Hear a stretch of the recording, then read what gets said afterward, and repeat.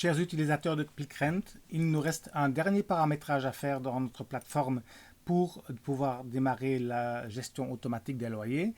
Eh bien, c'est la banque qui gère nos transactions bancaires concernant la gestion de nos immeubles. Pour ce faire, nous devons créer un compte sur Ponto. Nous avons mis à disposition une vidéo qui vous explique pas à pas comment créer un compte Ponto et comment vous pouvez intégrer votre compte bancaire sur Ponto. Ponto qui est une entreprise sœur de la société Isabelle, qui est un consortium de banques pour gérer les paiements digitaux que vous connaissez certainement. Eh bien, créer un compte Ponto, créer le compte ne coûte rien. Insérer un numéro de compte et automatiser les transactions coûte 4 € par mois. Donc nous vous invitons et nous vous conseillons fortement de le faire pour que toutes les transactions bancaires puissent rentrer automatiquement dans notre système et puissent se gérer de manière totalement automatique. C'est très très important. Je vous montre donc ici sur base de données d'exemples comment on peut insérer un compte bancaire sur notre plateforme et comment on lance alors l'intégration et l'importation. Pour commencer, il y a lieu de copier votre compte bancaire, le numéro IBAN, et de l'insérer à cet endroit-ci. Donc c'est votre numéro de compte. Après cela, vous avez récupéré dans votre compte Ponto des codes qui sont des API, donc c'est des codes très longs qui permettent de faire une connexion sécurisée entre l'application et le compte bancaire.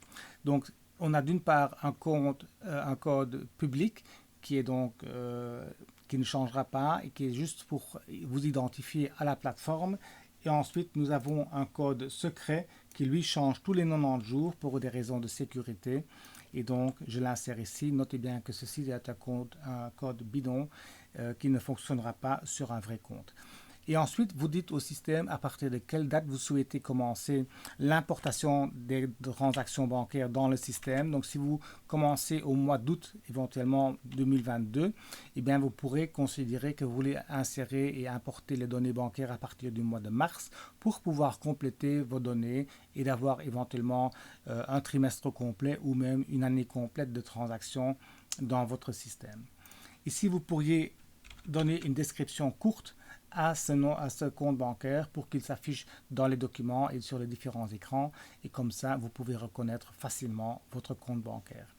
J'active ici le compte bancaire, le système va vérifier si les codes sont bien justes et ensuite une fois que c'est validé, eh bien, le système va ajouter ce compte bancaire à la liste de vos comptes qui sont ici en dessous et dans une heure ou deux, il va se faire une première connexion au compte bancaire et au compte Ponto pour commencer à importer toutes les transactions à partir de la date que vous avez spécifiée ici en haut.